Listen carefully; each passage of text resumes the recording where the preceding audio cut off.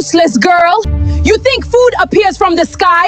Wash faster! I haven't eaten since yesterday. Then work harder! In the dusty village of Kalumba, people used to say, some children are born carrying blessing.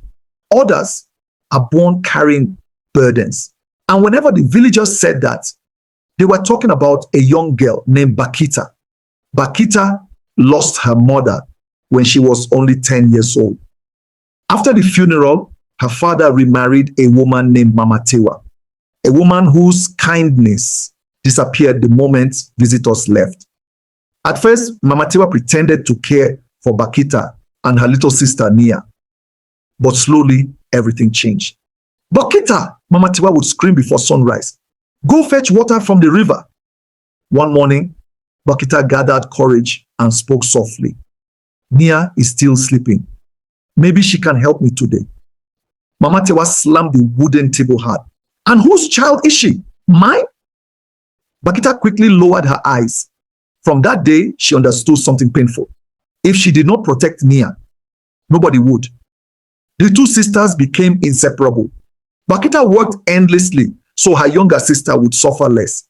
If there was little food, Bakita lied that she was full. If Mama Tewa became angry, Bakita took the blame.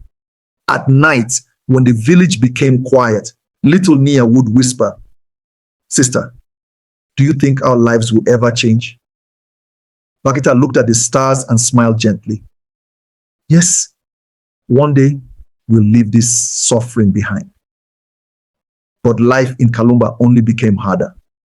Their father grew weak and sick. The farm stopped producing crops. Hunger entered the house like an uninvited guest. Then one afternoon, a wealthy-looking woman arrived from the city. She gathered young women beneath the big mango tree. "There are jobs abroad," she announced. "Housemaid work. The salary is very good." The girls whispered excitedly. Mama Tewa immediately looked at Bakita. That night, for the first time in years, she spoke kindly. "Bakita," she said softly, "this is your opportunity to save this family." Bakita frowned slightly. "You want me to leave?" Mama Tewa sighed dramatically. "Look around you. Your father needs medicine. Your sister needs school fees. Are we supposed to suffer forever?" Then she leaned closer. "If you truly love your family, you will go." Those words trapped Bakita's heart. 2 months later, she left the village. Before boarding the bus, Bakita hugged Nia tightly. The little girl cried into her dress. Please don't go." Bakita wiped her tears carefully. "I'll come back soon," she whispered. "And when I return, we'll have a beautiful house." "Promise?" "I promise." Mama Tewa stood nearby impatiently. "Enough crying," she snapped. "You'll make her miss the bus." As the bus drove away, Nia ran after it barefoot until the dust swallowed it completely. Life abroad crushed Bakita slowly. The house she worked in was huge and cold. Her employers shouted constantly, "Bakita, clean faster! Bakita, why are these clothes not ironed?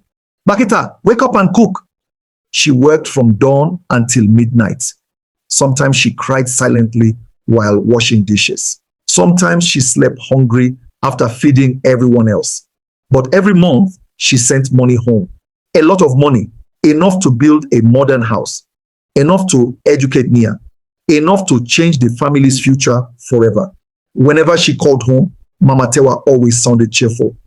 "Bakita," she laughed loudly over the phone. "The builders are working every day." And Nia, Bakita always asked first. "She's fine," Mama Tewa replied quickly. "Very healthy. That girl even became stubborn because of all the money you sent." Bakita smiled with relief. Every insult she endured abroad became easier because she believed her sister was safe. Years passed. Finally, her contract ended. The day Bakita returned home, excitement filled her chest. She bought gifts for everyone. New clothes for Nia, beautiful sandals, a necklace, and enough money to finally complete the family house.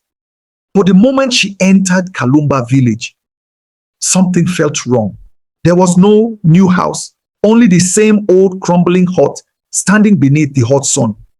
Bakita stopped walking. "No, maybe I came to the wrong place." Then an old neighbor saw her and gasped, Bakita, is that really you? Bakita forced a nervous smile. Yes, where is our new house? The old woman's expression changed immediately. What house? A cold fear entered Bakita's chest. She dropped her bags and ran toward the hut. Inside, Mama Tewa sat comfortably eating chicken stew. Gold earrings hung from her ears. A brand new television played loudly in the corner. Bakita, she shouted dramatically, you're back. Bakita stared at her in disbelief. Where is the house? Mama Tewa blinked innocently. What house? The house I sent money to build. Mama Tewa laughed awkwardly. Oh, building materials became expensive. Bakita's breathing became heavy. Where is Nia? Silence. Where is my sister? She's outside somewhere, Mama Tewa muttered. Bakita rushed behind the hut, and there, she saw her. Nia, thin, dirty, washing clothes beside muddy water. Her dress was torn, her slippers were broken, her hands looked swollen from hard labor. Bakita froze completely. The gift bag slipped from her fingers. Nia? The girl looked up slowly. For a moment, confusion filled her eyes. Then suddenly, Sister! Nia ran toward her and burst into tears. Bakita hugged her tightly, shocked by how light her body felt. What happened to you? She whispered shakily. Nia cried harder. She said there was never enough money. Bakita's heart stopped. What? She stopped me from going to school. Nia sobbed. Sometimes I worked in people's farms just to eat. Bakita slowly looked at her sister's swollen hands. Her entire body began trembling. All the money I sent, she whispered. Nia nodded weakly. She used it for herself and for her son in the city. At that moment, years of pain exploded inside Bakita. Every insult abroad, every sleepless night, every humiliation she endured, destroyed. That evening, shouting filled the compound. You stole from us, Bakita screamed. Mama Tewa shouted back fiercely. I fed your sister. I kept this family alive. You let her suffer like an animal. And who are you to question me after abandoning this home? Villagers gathered outside listening carefully.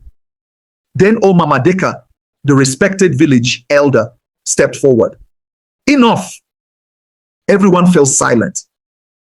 Mama Deka turned slowly toward Mama Tewa. This girl trusted you. Mama Tewa folded her arms stubbornly.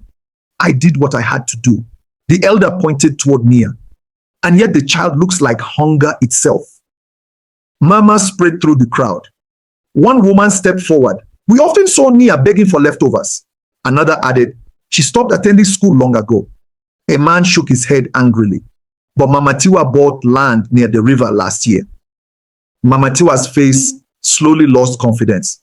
For the first time, shame entered her eyes. Later that night, Bakita sat outside beneath the stars beside Nia. The village was quiet. Crickets sang softly in the darkness. I failed you, Bakita whispered painfully. Nia shook her head immediately.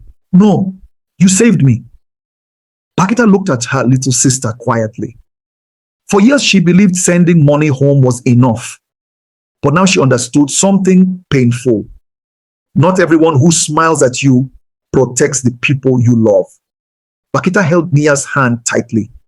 I will never leave you behind again. And from that night forward, the two sisters rebuilt their lives together. Not with dreams of riches abroad, but with trust, love, and the kind of loyalty poverty could never destroy.